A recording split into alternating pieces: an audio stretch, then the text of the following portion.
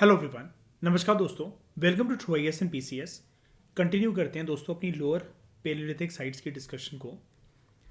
Previous lecture में हम लोगों ने यहाँ तक कवर कर लिया था कि मैंने आपको भीमबेटका रॉक शेल्टर्स की फ़ोटो दिखाई थी और उसके साथ हमने ये क्वार्टजाइट हैंड एक्स की बात करी थी जो कि नर्मदा वैली से हमें देखने को मिलते हैं। और नर्मदा वैली के कॉन्टेक्स्ट में हमने ये भी पढ़ा था कि यहाँ पर दो क्वार्टजाइट काफ़ी ज़्यादा फेमस थे। सबसे ज़्यादा मात्रा के अंदर जो हमें देखने को मिलता है यहाँ पर वो मिलता है येलो क्वार्टजाइट, और इसके साथ हमें कुछ ग्रे क्वार्टजाइट भी देखने को मिलते हैं। ठीक है, अब यहाँ पर अगर हम बात करें कुछ और स्टेट्स की और उनसे रिलेटेड कुछ एसोसिएटेड साइट्स की, तो यहाँ पर हमें बताया जा रहा है कि शीला मिश्रा नाम की जो हिस्टोरियन है, ठीक है, उन्होंने इंडिया के कॉन्टेक्स्ट में लोअर पेलियोलिथिक एज को जो स्टडी करा है, तो उन्होंने पेनिनसुलर इंडिया के रीजन के अंदर ज़्यादातर जो टूल्स ढूंढे हैं वो एशुलियन टूल्स हैं। और ये जो एशुलियन साइट्स हैं पेनिनसुलर इंडिया में जो कि दक्षिण भारत में लोकेटेड है, इसको आप फर्दर डिवाइड कर सकते हो according to the view point of miss Sheela Mishra as early Acheulian tools and late Acheulian tools. अब ये जो अर्ली एशुलियन साइट्स हैं ये आपको देखने को मिलती हैं काफ़ी ज़्यादा, लाइक चिरकी नेवासा, मोरगांव, बोरी, ललितपुर, आंगनवाड़ी, सिंगी तालाब, हंगसी, येदियापुर एंड इसामपुर। इसकी आप प्रॉपर तरीके से जैसे एक अर्ली एशुलियन जो टूल्स की जो साइट्स हैं और जो लेट एशुलियन टूल्स की साइट्स हैं, ऐसा करके आप सिंपली A4 शीट में इन साइट्स को बेसिकली लिस्ट कर सकते हो। अब यहाँ पर ये जो अर्ली एशुलियन साइट्स हैं जो कि पेनिनसुलर इंडिया और उसके आसपास के इलाकों से जो डिस्कवर करी गई हैं, यहाँ पर प्रोमिनेंटली हमें दो तरीके के स्टोन टूल्स देखने को मिलते हैं। एक बड़े साइज़ के हाथ से पकड़ने वाले जो टूल्स हैं वो, जैसे इसमें आ जाता है आपके हैंड एक्सिस, हैमर स्टोन्स और चॉपर्स। अब इनको लार्ज साइज का हाथ से पकड़ने वाले टूल्स क्यों कहा गया है? इनको यूज़ करने में आपका पूरा का पूरा जो पाम है, जो आपकी हथेली है, वो यूज़ होगी और फिंगर्स भी पूरी की पूरी यूज़ होंगी। ठीक है, और यहाँ पर आपकी as compare to small finger held ones, यानी कि जिसको सिर्फ आप नॉर्मली उंगलियों से पकड़ोगे जैसे आप पेंसिल को पकड़ते हो, उसके कंपैरिजन में यहाँ पर इन टूल्स में, जिनको राइटर यहाँ पर आपको बोल रहे हैं कि लार्ज हैंड हेल्ड टूल्स, यहाँ पर आपकी मस्कुलर फोर्स जो होती है वो ज़्यादा लगती है। ठीक है, अगर आप इसको डिटेल में स्टडी करोगे गूगल वगैरह पे जाकर, तो आपको पता लगेगा कि बड़े जो हाथ से पकड़ने वाले जो टूल्स होते हैं वहाँ पर आपका पूरी हथेली यूज़ होती है, उंगलियाँ यूज़ होती हैं। जो छोटे फिंगर हेल्ड, अब नाम से ही पता लग रहा है कि सिर्फ उंगलियों का यूज़ है, यहाँ पर हमारी पूरी हथेली का यूज़ नहीं है। तो कंपेयर टू फिंगर टूल्स, ये जो हैंड टूल्स हैं यहाँ पर मस्कुलर फोर्स जो होती है वो ज़्यादा लगती है हाथ की। ठीक है, अब ये जो स्मॉल शार्प फ्लिक टूल्स हैं, they hardly show any secondary retouching, यानी कि ये एक ही बार में बना लिए गए थे। बार बार इसको नकाशी देके इसके एजेस को शार्प करना या दोबारा इसको रिफाइन करना, फिर इन टूल्स को थोड़ा सा पुराना हो जाने के बाद एक फिर से एक फिनिशिंग और एक फ्रेश टच देना, ऐसी कोई नीड हमें स्मॉल टूल्स और जो शार्प वाले, अब जब शार्प कोई चीज़ बनी गई है तो बार बार उसको छील छील कर हमें तोड़ना थोड़ी ना उन पत्थरों को, क्योंकि हमें ये समझना है कि इस एज के अंदर ये जो टूल्स हैं ये पत्थर से ही बनाए गए हैं अलग अलग प्रकार के। अब यहाँ पर राइटर यहाँ पर आपको एक पर्सपेक्टिव और बता रहे हैं कि ऐसा माना जाता था ये जो लोअर पेलियोलिथिक टूल्स हैं जो कि हमें दक्षिण भारत से मिले हैं, प्रॉपर तरीके से जो हमें दक्षिण भारत से मिले हैं, ये काफ़ी अलग थे उन टूल से जो कि हमें रेस्ट ऑफ द इंडिया से मिले हैं, क्योंकि यहाँ पर हमें पेबल टूल्स देखने को नहीं मिलते दक्षिण भारत के अंदर। अब दक्षिण भारत को हम लोग जनरली कैसे नाम के साथ डिनोट करते हैं? मद्रासी।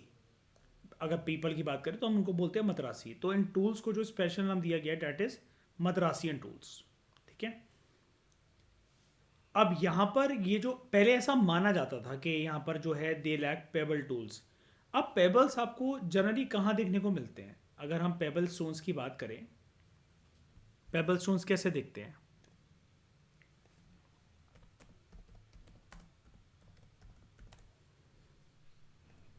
समुद्रों के पास मिलते हैं। वो कुछ इस तरीके के होते हैं प्रॉपर, जो समुद्रों के पास मिलते हैं, राइट। ये आपके पेबल स्टोन्स हैं।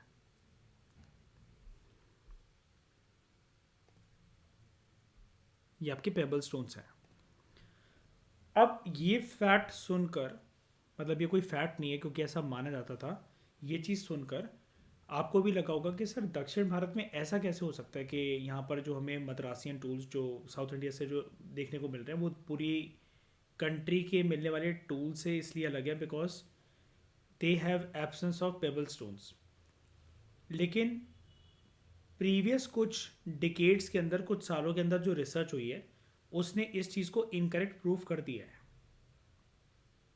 क्योंकि सबसे ज़्यादा अगर हम समुद्री रीजन की बात करें तो ये जो हमारा पेनिनसुलर इंडिया हमें देखने को मिलता है, सबसे ज़्यादा तो कोस्ट लाइन हमारी यहीं से रन होती है। तो कंट्री के विभिन्न कोनों के अंदर, इलाकों के अंदर अगर आपको पेबल टूल्स देखने को मिलते हैं तो उससे तो ज़्यादा ही संख्या होनी चाहिए ना। यहाँ पर ज़्यादा नहीं भी हो तो ये तो नहीं कहना चाहिए ना हमें कम से कम कि there is absence of pebble tools. वो इसलिए था because there was lack of intensive research. जब ज़्यादा रिसर्च करी ही नहीं गई तो ज़्यादा फाइंडिंग्स जो है वो सामने आई नहीं। लेकिन बाद में प्रीवियस कुछ दशकों में, सालों में ये जो रिसर्च करी गई है उसने इस चीज़ को इनकरेक्ट प्रूफ कर दिया है। और ये जो पेबल टूल्स हैं, for example tools like choppers और chopping tools, they are found along with hand axes at several sites. ये अच्छी खासी मात्रा के अंदर मिले हैं। ठीक है। और मैंने यहाँ पर आपको फ़र्क बताया था जब हमने इस डायग्राम को देखा था। ये चॉपर्स हैं जिनको पेबल टूल्स भी कहा जाता है। ठीक है। और ये चॉपिंग टूल्स हैं। डिफरेंस हमने क्या जाना था, ये थोड़े से पॉइंटेड होंगे। और इसकी परिभाषा हमने क्या दी थी चॉपिंग टूल की, they have a wave like pattern. इनका एक वेवी पैटर्न होगा लाइक दिस। और ये थोड़े से फिर भी एक ट्रायंगुलर शेप के अंदर एक पॉइंटेड होंगे चॉपर टूल्स, जिसको हम पेबल टूल्स भी कहते हैं। अब देखो नाम में आ गया ना पेबल, तो ये समुद्रों के आसपास पाए जाने वाले पत्थरों से बनाए जाते थे। उन्हीं पत्थरों से ये भी बनाए जाते थे, लेकिन इसको थोड़ा सा फ्लैट लाइक सरफेस दिया जाता था और इसके जो ऊपर के जो कोने हैं वहाँ पर वेव लाइक पैटर्न हुआ करता था। ठीक है। ये हम पहले डिस्कस कर चुके हैं। तो ये चीज़ क्लियर हो गई आपको। अब हम बात करते हैं कुछ प्रोमिनेंट साइट्स की with respect to tools that have been discovered in South India. और उसके बाद हम आगे चलकर कुछ इंडिया से जुड़े हुए जो अलग अलग हमारे पड़ोसी देश हैं उसके अंदर भी हमें लोअर पेलियोलिथिक एज के साइट्स के एविडेंसेस, टूल्स के एविडेंसेस क्या क्या देखने को मिलते हैं, कौन कौन सी साइट्स हैं, हम उसके बारे में भी स्टडी करेंगे। फिलहाल यहाँ पर हम बात करते हैं सबसे पहले आंध्र प्रदेश की। आंध्र प्रदेश के अंदर ये जो कुर्नूल डिस्ट्रिक्ट है, यहाँ पर एक साइट है जिसको बोला जाता है ज्वालापुरम। अब यहाँ पर जब आर्कियोलॉजिकल रिसर्च कंडक्ट हुई थी from lower paleolithic age to iron age, इस साइट में हमें क्या क्या मिला है, ये जो टूल्स हैं ये तो मिले ही हमें स्टोन एज से रिलेटेड आयरन एज तक, लेकिन इसके अलावा हमें यहाँ पर रॉक शेल्टर की सैकड़ों की तादाद में रॉक शेल्टर्स की पेंटिंग्स भी देखने को मिलती हैं। ठीक है। और जो सबसे पुरानी पेंटिंग्स हैं उसको प्लीस्टोसीन एज की माना जाता है। यहाँ पर भी अब क्योंकि ये दक्षिण भारत की चीज़ है और कहीं ना कहीं ये डेक्कन प्लेट्यू के साथ रिलेटेड है, तो आप जानते हो कि डेक्कन प्लेट्यू के अंदर ये वाला जो हिस्सा होता है हमारा, थोड़ा सा अगर आप वेस्टर्न घाट और ईस्टर्न घाट को अलग कर दो, तो ये वाला जो प्रोमिनेंट हमारा भारत का हिस्सा होता है, इसको आप डेक्कन प्लेट्यू कहते हो। यहाँ पर जो सॉइल होती है वो किस प्रकार की होती है, जैसा कि हमने पेलियो एनवायरनमेंट टॉपिक के अंदर पढ़ा था, डैट इज़ ब्लैक सॉइल। और ये ब्लैक सॉइल यहाँ पर आई कैसे, जब पुराने समय में, पुराने ज़माने के अंदर यहाँ पर बहुत सारे सालों तक इंटेंस वॉल्केनिक इरप्शंस होते थे, और उन्हीं वॉल्केनिक इरप्शन से रिलेटेड मैंने आपको कार्बन सूट के पार्टिकल्स और उसके रेत के बारे में एक वर्ड बताया था, एक टर्म से आपको रूबरू करवाया था, डैट इज टेप्रा ऐश, राख जो कि वॉल्केनिक इरप्शन से निकलती है, और वो सेटल या तो लैंड पर हो सकती है या किसी एक पॉन्ड पर, लेक पर, और आपको रिवर्स के अंदर भी देखने को मिल सकती है। तो यहाँ पर टेप्रा ऐश के जो एविडेंसेस हैं वो ऐसा माना जाता है कि ये जो पेलियोलिथिक एज के अंदर वॉल्केनिक इरप्शन हुई थी, तोबा वॉल्केनिक इरप्शन, या इसको आप टोबा वॉल्केनिक इरप्शन भी बोल सकते हो। तो ये जो है ये इरप्शंस वहाँ पर होती रही थी, टेप्रा ऐश वहाँ पर सेटल हुई, और पूरी जब टेप्रा ऐश दक्षिण भारत के जब इस इलाके में जाकर सेटल होती है, तो उससे आपको डेक्कन प्लेट्यू नाम का जो स्ट्रक्चर है, या फिर जो जियोलॉजिकल स्ट्रक्चर है इन्वायरमेंट के अंदर, ये जो हम जिसको डेक्कन प्लेट्यू बोलते हैं दक्षिण भारत के अंदर, ये इजाद होता है, इसकी इमरजेंस होती है। ठीक है। और यहाँ पर हिस्टोरियंस एक चीज़ के ऊपर और डिबेट करते हैं कि होमिनिन्स जो हैं यहाँ से फिर माइग्रेट कर आए थे, वो अफ्रीका से आए थे और वो यहाँ पर सेटल हुए थे, और उसके अलावा कुछ इन्वायरमेंटल चेंजेस भी इस एरिया में देखे गए हैं ड्यूरिंग द प्लीस्टोसीन पीरियड। ठीक है। मयूर, आप ही मुझे बता रहे थे ना अभी कल की क्लास में कि ये जो कुछ लेटेस्ट रिसर्च आर्टिकल्स बोलते हैं रिया, जैसे हम लोग डिस्कस कर रहे थे कि एविडेंसेस अब ये कहने लगे मेगा कि ये जो अभी तक हम बात करते हैं ना वॉर्म एज आइस एज, और अभी हम वॉर्म एज के अंदर हैं, तो ये वॉर्म एज जो है वो जल्दी ख़त्म हो रही है, और अब हम क्लाइमेटिक चेंजेस की वजह से, बहुत सारे इन्वायरमेंटल फैक्टर्स की वजह से आइस एज की तरफ ज़्यादा बढ़ रहे हैं, जल्दी से, तेज़ी से। ये लेटेस्ट डिस्कवरीज जो हैं ये हमें बताती हैं। उसके अलावा अगर हम बात करें कर्नाटका की, तो कर्नाटका के अंदर ये जो मालप्रभा और घटप्रभा रिवर वैलीज़ हैं, यहाँ पर आपको एविडेंसेस देखने को मिलते हैं lower and upper paleolithic tools के। लोअर पेलियोलिथिक टूल्स जो हैं उसके एविडेंसेस आपको और भी रिवर वैलीज़ में देखने को मिल जाते हैं, like Hunsgi and Baichbal river valley, also Krishna river valley. Lower palaeolithic tools जो हैं वो हमें हंगसी में देखने को भी मिल जाते हैं, not river valley but Hunsgi as a site, जो कि गुलबार्गा डिस्ट्रिक्ट के अंदर है ऑफ कर्नाटका, और हंगसी के पास भी which is a tributary of Krishna river. ठीक है। यहाँ पर हंगसी वर्ड को दो तरीकों से आपको बताया गया कि एक हंगसी है basically which is situated near the district of Karnataka, Gulbarga district of, या गुलबर्गा डिस्ट्रिक्ट ऑफ कर्नाटका भी हम इसको कह सकते हैं, और एक हंगसी जो है वो एक रिवर बैंक है which is a tributary of the Krishna river. यहाँ पर जो साइट्स हैं वहाँ पर हमें बहुत सारे अवशेष देखने को मिलते हैं जो कि रिप्रेजेंट करते हैं कि यहाँ पर कुछ ना कुछ प्रकार की स्पेसिफिक एक्टिविटीज ह्यूमंस के द्वारा करी जाती थी, सच एज टूल मेकिंग और किलिंग गेम वर कैरिड आउट। किलिंग गेम भी बेसिकली मतलब एक आर्ट को रिप्रेजेंट करता है। ठीक है। और कैसे टूल मेकिंग बेसिकली बहुत शार्प एजेस के साथ बनाए जाते थे, अच्छे से उनको नक्काशी दी जाती थी, तो उसके लिए बेसिकली टर्म यूज़ होती है। उसके बाद राइटर यहाँ पर कुछ जनरल बात कर रहे हैं कि साइट्स जहाँ पर ये जो टूल्स हैं वो लार्ज नंबर में अपीयर होते हैं और बहुत वैरायटी के हमें देखने को मिलते हैं, तो वो टेम्पररी बस कैंप साइट्स थी। टेम्पररी कैंप साइट्स का कहने का मतलब है यहाँ पर इंसानों की जो सेटलमेंट थी with respect to tool making, या जिसको पहले के लेक्चर्स में हम एक टर्म के साथ डिनोट कर रहे थे, हम उनको बोल रहे थे फैक्ट्री साइट्स। तो ये पर्टिकुलरली फैक्ट्री साइट्स नहीं है। अगर फैक्ट्री साइट्स होती तो यहाँ पर ये वर्ड मेंशन होता। क्या डिफरेंस क्या होता है ये टेम्पररी कैंप साइट्स में और फैक्ट्री साइट्स में? यहाँ पर जब इंसान स्टोन मेकिंग करते थे, जिन एरियाज को फैक्ट्री साइट्स बोला जाता है, तो वहाँ पर सेटलमेंट जो है वो थोड़ी सी लॉन्गर ड्यूरेशन की होती थी। और जब यहाँ पर वर्ड आ ही गया है टेम्पररी कैंप साइट के अंदर, ये जो वर्ड यूज़ करा जा रहा है राइटर के द्वारा टेम्पररी, तो यहाँ पर सेटलमेंट का जो टाइम पीरियड है, इंसानों का सेटल होना, टूल मेकिंग वगैरह जो है वो बनाना, क्योंकि पत्थर उनको वहाँ पर आसपास के इलाकों से मिल गए हैं, तो यहाँ पर जो सेटल होने का इंसानों की जो प्रक्रिया थी, जो ड्यूरेशन थी, वो थोड़ी सी शॉर्ट थी। ठीक है।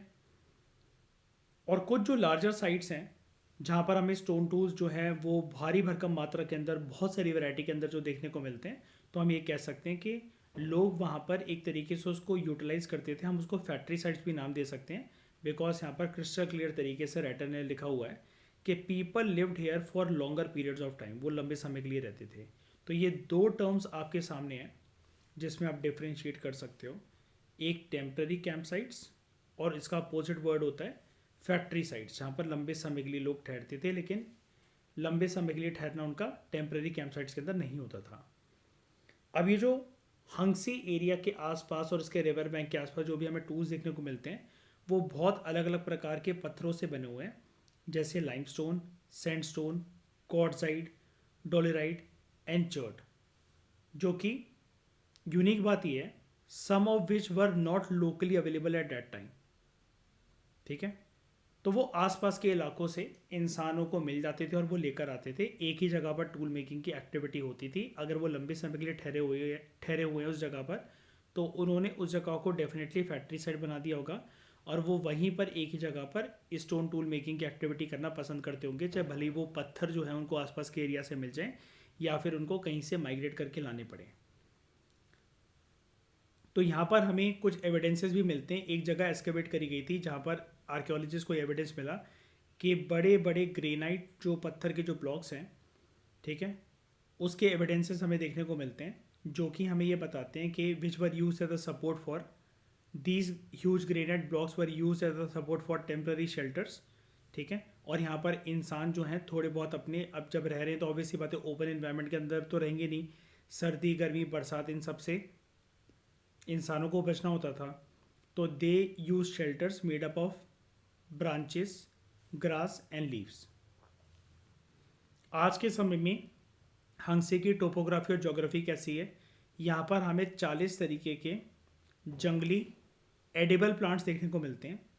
एडिबल प्लांट्स वो प्लांट्स होते हैं जिनसे कोई एक्सट्रैक्ट को, या फिर पूरे के पूरे प्लांट को, या उनसे डिराइव जो फ्रूट्स या वेजिटेबल्स होते हैं, जो पत्तियाँ होती हैं, आप उनको खा सकते हो। दे आर ईटेबल प्लांट्स, उसको हम एडिबल प्लांट्स कहते हैं, जो खाने योग्य होते हैं। ठीक है। ये सब चीज़ें हमें हंग्स एरिया से देखने को यहाँ पर मिलती हैं। उसके बाद हंगसी रिवर वैली के अंदर कर्नाटका रीजन में हमें एक साइट देखने को मिलती है जिसको बोला जाता है इसामपुर। ये भारत के अंदर डिस्कवर करी जाने वाली अमंग्स द पेलियोलिथिक साइट में से सबसे बड़ी साइट मानी गई है। This is the largest paleolithic site so far in India. ये एक क्वेश्चन बन सकता है एमसीक्यू का। ठीक है, प्रीलिम्स के अंदर ये वाला क्वेश्चन पूछा जा सकता है। जियो आर्कियोलॉजिकल इन्वेस्टिगेशन जो करे गए, यानी कि धरती के अंदर खुदाई जो करी गई है इस इंटेंशन से, ताकि हम ओल्ड हिस्ट्रीज को, ओल्ड एजेस को, ओल्ड एरस को पता लगा सकें। अगर खुदाई आर्कियोलॉजिकल पर्सपेक्टिव से करी जा रही है अर्थ के डीप डाउन द स्ट्रक्चर्स में, तो उसके लिए हम वर्ड यूज़ करते हैं, एक नया वर्ड आपके सामने आ रहा है, जियो आर्कियोलॉजिकल। तो यहाँ पर जो भी एक्सकवेशंस करी गई थी 1997 से लेकर साल 2001 तक, वो हमें रिवील करती है कि यहाँ पर हमें लोअर पेलियोलिथिक एज के एविडेंसेस देखने को मिलते हैं। यहाँ पर हमें कुछ स्टोन टूल्स देखने को मिलते हैं जो कि बड़े सारे प्रकार के पत्थरों से बने हुए थे, जैसे लाइमस्टोन, चर्ट एंड क्वार्ट्जाइट।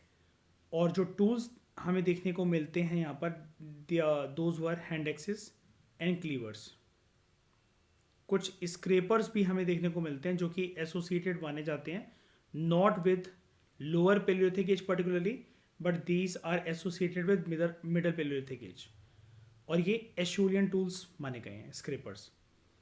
अगर ऊपर ऊपर से हम एक्सप्लोरेशन की बात करें, यानी कि ज़्यादा खुदाई ना करते हुए सिर्फ ऊपर ऊपर से जो अवशेष हमें मिले हैं जिसको हम सरफेस एक्सप्लोरेशन कहते हैं, तो वो हमें रिवील करते हैं कि कुछ और इस छोटी छोटी साइट्स हमें इसामपुर, ये जो इसामपुर हम जो पढ़ रहे हैं कर्नाटका के अंदर जो ये साइट है, इसके 5-6 किलोमीटर के रेडियस के अंदर हमें एविडेंसेस मिलते हैं कि होमिनिन्स जो थे यहाँ पर कोई ना कोई एक्टिविटी करते थे.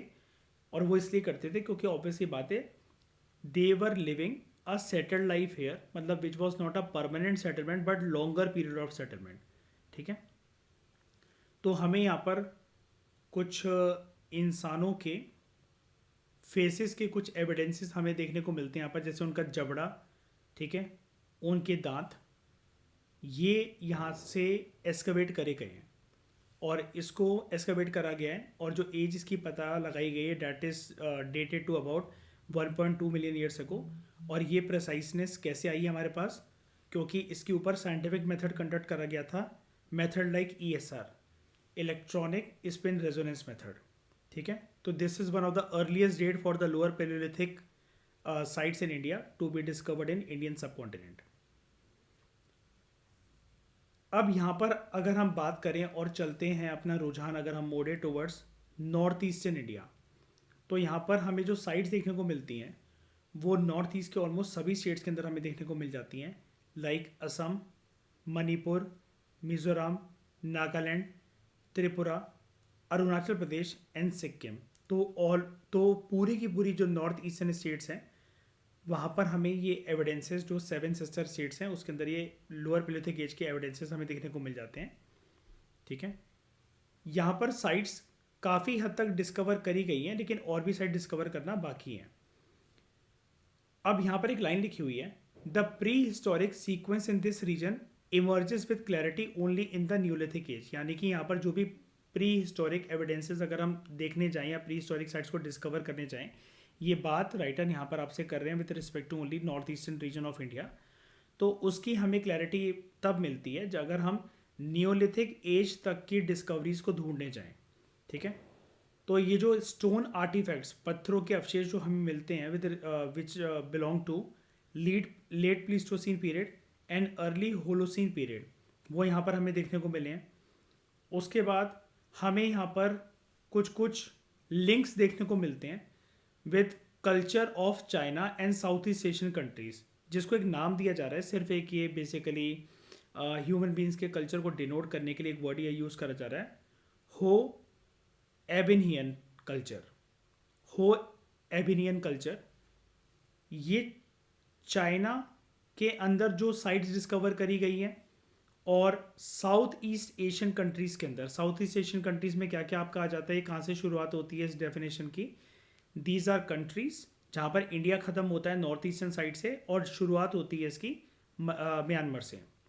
म्यांमार जिसको पुराने टाइम पे बर्मा भी बोला जाता था, that is a country which is part of south east Asia. Apart from Myanmar Vietnam है, लाओ PDR है, इंडोनेशिया है, थाईलैंड है, मलेशिया है, सिंगापुर है. ये सारी जो कंट्रीज़ हैं ये साउथ ईस्ट एशियन कंट्रीज़ की डेफिनेशन के अंदर आती हैं. तो यहाँ पर हमें नॉर्थ ईस्टर्न स्टेट्स के अंदर जो ये एक्सकवेशंस करी गई हैं तो इनका लिंक हमें देखने को मिलता है with some of the sites of China and South East Asian countries.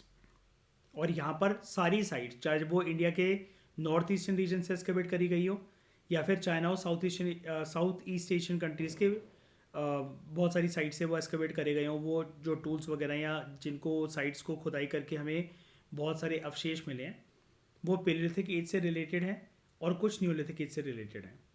अब ये जो नाम बोला जा रहा था कि हो एबिनियन कल्चर, इस हो एबिनियन कल्चर से रिलेटेड जो टूल्स हमें प्राप्त हुए हैं वो कौन कौन से टूल्स हैं.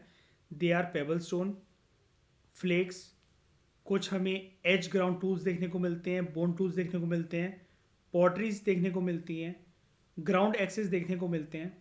ठीक है, एट द लेटर स्टेज. अब लेटर स्टेज का मतलब है जब पेलियोलिथिक एज खत्म हो जाती है और उसके बाद अगर आप बात करो, जब राइटर ने यहाँ पर बोल ही दिया न्यूलिथिक एज, तो यानी कि पेलियोलिथिक एज से लेकर नियोलिथिक एज तक काफ़ी बड़ा जो एक सीक्वेंस है वो हमें यहाँ पर टाइम पीरियड का देखने को मिलता है। उसके बाद अगर हम नॉर्थ ईस्ट के अंदर बात करें पर्टिकुलरली नागालैंड की, तो यहाँ पर एक केव है जिसको एस्कवेट करा गया था, उसको हम बोलते हैं रान्यक खेन केव। शॉर्ट में इसको बोला जाता है आरवाई के केव। ये एक जगह के पास है मीमी, जो कि नागालैंड के अंदर है। यहाँ पर हमें एविडेंसेस देखने को मिलते हैं एज ग्राइंडिंग टूल्स के, जो कि किसी चीज़ को कूटने के पीसने के काम आते होंगे, और ये बनाए जाते थे नदियों के पास मिलने वाले पेबल स्टोन से। और उन पेबल स्टोन को दो नाम दिए गए हैं, सरपेंटीन स्टोन एंड लाइम स्टोन। कुछ और भी स्टोन्स हैं जैसे हैमर स्टोन्स हो गए, डिस्क शेप के स्क्रेपर्स हो गए, बोन टूल्स हो गए। कुछ पॉटरीज के एविडेंसेस भी हमें यहाँ पर देखने को मिलते हैं, और इंसानों को यहाँ पर गाड़ा गया था उसके भी एविडेंसेस हमें यहाँ पर देखने को मिलते हैं। लेकिन हमें यहाँ पर किसी भी प्रकार का एविडेंस नहीं देखने को मिलता है ऑफ एनिमल डोमेस्टिकेशन और प्लांट डोमेस्टिकेशन। ठीक है, तो यहाँ पर ये जो इसकी डेट है इस साइट की, नागालैंड के अंदर अगर हम मीमी की बात करें या फिर उस पर्टिकुलर केव की बात करें जिसको बोला जा रहा है यहाँ पर रानियक खेन केव, तो यहाँ पर जो है इसको बोला जाता है कि pre Neolithic context and culture से ये एसोसिएटेड है। अब नॉर्थ ईस्ट को ऐसा कंसिडर करा जाता है कुछ स्कॉलर्स के द्वारा कि प्लीस्टोसीन पीरियड जब शुरू हुआ था तो यहाँ पर कंडीशंस ऐसी थी कि इंसानों के रहने लायक नहीं थी। This region became an inhospitable region. ठीक है, लेकिन एक हिस्टोरियन है जिनका नाम है मंजिल हजारिका, इन्होंने एक ये आर्ग्यूमेंट पेश करा था कि it could possibly have been a corridor for early hominin dispersal. यहाँ पर जो इनहॉस्पिटेबल कंडीशंस पैदा हुई प्लीस्टोसीन एज के अंदर इन द नॉर्थ ईस्ट, तो वो जो है एक तरीके से ग्राउंड और एक प्लेटफॉर्म पैदा करता है कि इंसान यहाँ से डिस्पर्स क्यों होने लगे और वो साउथ ईस्ट एशियन कंट्रीज जाकर सेटल क्यों होने लगे। यानी कि साउथ ईस्ट एशियन कंट्रीज में पहले इतने लोग नहीं थे, लेकिन अकॉर्डिंग टू हिस्टोरियन मंजिल हजारिका, जो साउथ ईस्ट एशियन कंट्रीज की जो पॉपुलेशन बढ़ना शुरू होती है अर्ली हिस्ट्री के अंदर, तो उसके पीछे रीज़न जो माना जाता है वो यही माना जाता है कि प्लीस्टोसीन एज जब चल रही थी तो वहाँ पर नॉर्थ ईस्ट में इनहॉस्पिटेबल कंडीशंस पैदा हो गई थी, तो लोग नॉर्थ ईस्ट से थोड़ा सा माइग्रेट करके साउथ ईस्ट एशियन कंट्रीज़ की तरफ चले गए थे। उनका रुझान इन कंट्रीज़ के प्रति ज़्यादा बढ़ गया था। ठीक है, अब कोई सा भी कॉज रहा हो इसके पीछे और कोई सा भी सिनेरियो उस ज़माने में रहा हो जब इंसान माइग्रेट कर गए थे, और हम पुख्ता सबूत के साथ नहीं बोल सकते कि वो कर भी गए थे माइग्रेट के नहीं कर गए थे, लेकिन इस बात में कोई डाउट नहीं है कि नॉर्थ ईस्टर्न स्टेट्स जो हैं भारत के अंदर, उनके अंदर फ्यूचर इन्वेस्टिगेशंस जब और होंगी, क्योंकि देखो north India, south India, east India, waste India, अब पर्टिकुलरली अगर हम बात करें नॉर्थ, साउथ और वेस्टर्न इंडिया की, यहाँ पर एक्सकवेशन ज़्यादा हो चुकी हैं और उससे खुलासे हमारे सामने ज़्यादा हुए हैं with respect to historical periods. लेकिन सबसे कम जो एक्सकवेशंस अभी तक हुई हैं, जो इन्वेस्टिगेशंस कंडक्ट करी गई हैं with respect to finding the correct and the right history with respect to the north east region, वो इन्वेस्टिगेशन अभी कम हुई है। तो राइटर आपको सिंपली ये बता रहे हैं कि ये जब इन्वेस्टिगेशंस का दायरा जो है, ये जो दौर है, ये बढ़ जाएगा नॉर्थ ईस्टर्न स्टेट्स के अंदर, तो और भी राज हमारे सामने जो हैं वो खुल कर आएंगे। ठीक है, तो इस डिस्कशन में दोस्तों फिलहाल इतना ही। Thank you very much for discussion.